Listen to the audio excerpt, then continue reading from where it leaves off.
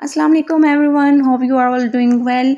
आज का व्लॉग बहुत ही इंटरेस्टिंग होने जा रहा है क्योंकि एक तो मैं करने जा रही हूँ फेस शो की डेट अनाउंस एंड सेकंड जो है यहाँ पर मैं बता रही हूँ आपको कुछ हेल्दी एक्टिविटीज़ बच्चों से रिलेटेड जो कि बच्चों को बहुत ही बूस्ट अप करने में मदद हो देती हैं और आप भी इसके साथ रिलैक्स मोड में अपना जो है घर का काम कर सकती हैं। और थर्डली हम बात करेंगे कि गलतफहमी, क्या आपको कभी कोई गलतफहमी हुई है, इस टॉपिक पे बात करेंगे। मुझे अक्सर होती है ना, और एक जो बहुत ही बड़ी खुश गलतफहमी जो मुझे अभी तक नहीं भूलती और जब भी याद आती है ना मुझे बहुत एम्बेरस फील होता है, तो वो मैं आपके साथ शेयर करूँगी।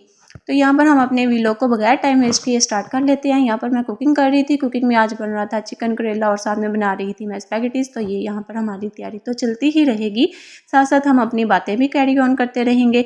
तो जी यहाँ पर मैंने जो है ना कुकिंग के लिए ये सारा सामान रख दिया था, प्याज वगैरह काट के। तो दूसरी तरफ जो हमने अपना ऑर्डर किया था ना, लाहौर से घर तक की मिठाई ऑर्डर की थी, तो वो हमारा पार्सल आ गया था। Let's unbox it.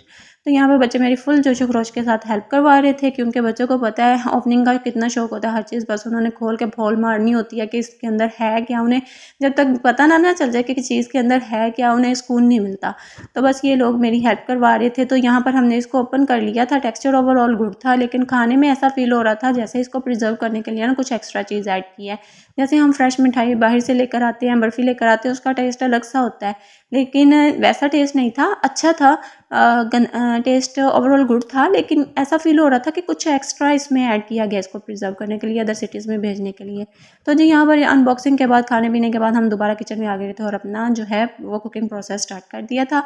इसी के साथ साथ हम बात कर लेते हैं कि क्या कभी आपको कभी कोई गलतफहमी हुई है। आपने मुझे कमेंट सेक्शन में बताना है, जो आपकी ज़्यादा मज़े वाली गलतफहमी है ना वो मेरे साथ कमेंट सेक्शन में शेयर करनी है। तो यहाँ पर मैं अपनी गलतफहमी आपके साथ शेयर करती हूँ। हुआ कुछ यूँ था कि जब हम कॉलेज लेवल में थे ना, तो हमारी थी जी यार फेयरवेल।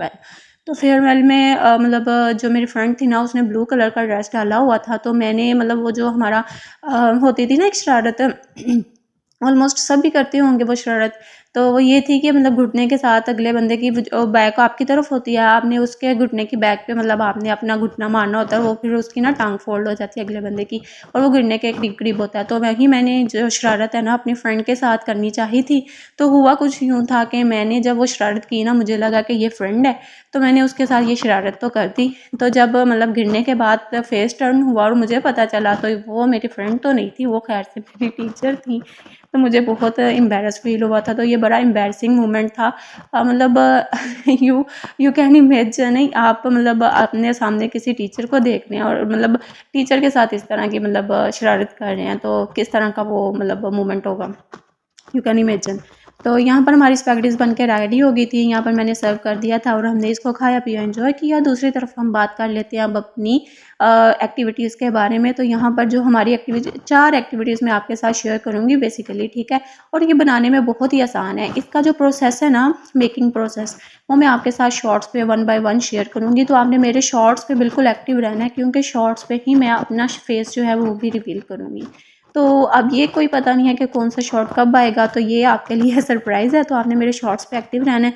शॉर्ट में मैं कभी भी अपना फेस रिवील कर सकती हूँ। और दूसरा जो है आपके साथ ये एक्टिविटी मेकिंग जो है ना, ये भी शेयर करूँगी कि किस तरह से मैंने इनको मेक किया है। तो यहाँ पर मैंने एक बॉक्स ले लिया है जी।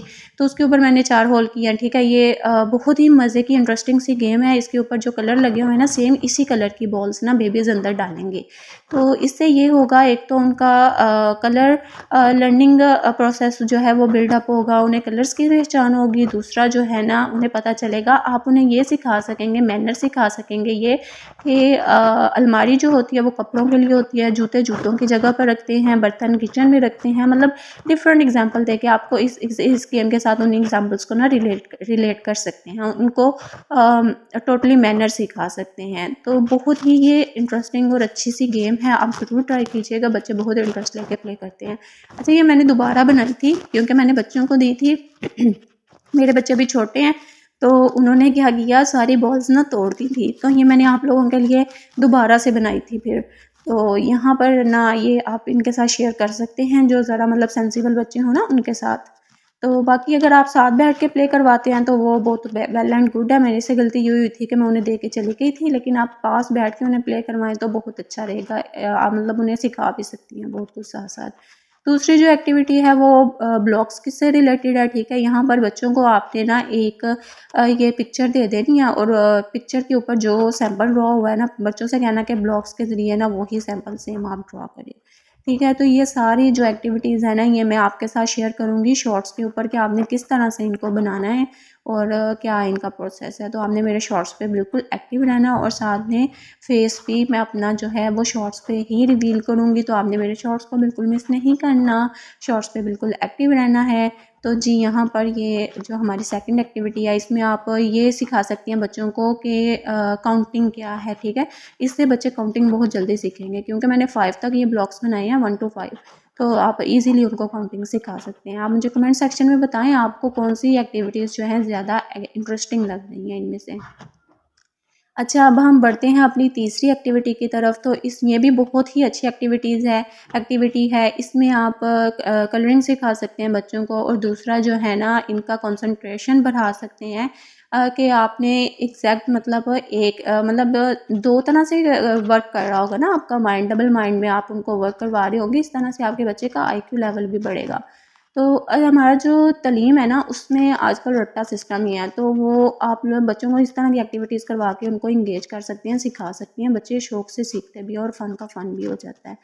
तो यहाँ पर आपने ना एक कलर शो करवा देना और बच्चों से कहना है कि आपने इसके ऊपर हाथ रखने हैं। इससे ये होगा, एक तो उन्हें कलर का पता चलेगा और दूसरा ये सेंस उनके डेवलप होगी कि उन्होंने एग्जैक्ट हाथ कहाँ पे रखना है, किस तरह से प्रोसेस करना है। तो आप उनको डबल वे में उनको गाइड कर रही हैं। तो यहाँ पर जो है चौथी जो एक्टिविटी है वो ये है कि इसमें आपने शेप्स ले लेनी है, इससे बच्चे शेप्स सीखेंगे। दूसरा आप इसके ऊपर ना आप इनको जंपिंग करवा सकती हैं कि आप मैं जो शेप शो करवाऊँगी आपने उसके ऊपर जंप करना है, ठीक है। इससे ये होगा, एक तो उनकी बॉडी एक्टिविटी होगी, ये बॉडी हेल्दी एक्टिविटी होगी, ठीक है। आप उनको जंप करवाएंगी और साथ में शेप्स का बताएंगे कि ये राउंड शेप है, ये ट्रायंगल है, ये रेक्टेंगल है, ये स्क्वायर है। ये डिफरेंट शेप्स वो बच्चे इजीली गेट कर पाएंगे। तो आप पहले उनको एक पाँव रखने का मतलब एक ही पिक्चर पे पाँव रखने का बताएं कि दोनों जंप करके पाँव आपने एक ही पैटर्न पे रखने हैं और बाद में आप दो शो करवा सकते हैं कि एक पाँव आपने इस शेप पे रखना है और दूसरा इस शेप पे रखना है। तो ये बहुत ही मज़े की एक्टिविटीज़ हैं। होप सो आपको अच्छी लगी होंगी। आप लोगों ने कमेंट में मुझे बताना है कि कौन सी आपको अच्छी लगी। मिलते हैं नेक्स्ट वीडियो में। Stay connected. अल्लाह हाफिज़। मेरे शॉर्ट्स पे एक्टिव रहिएगा।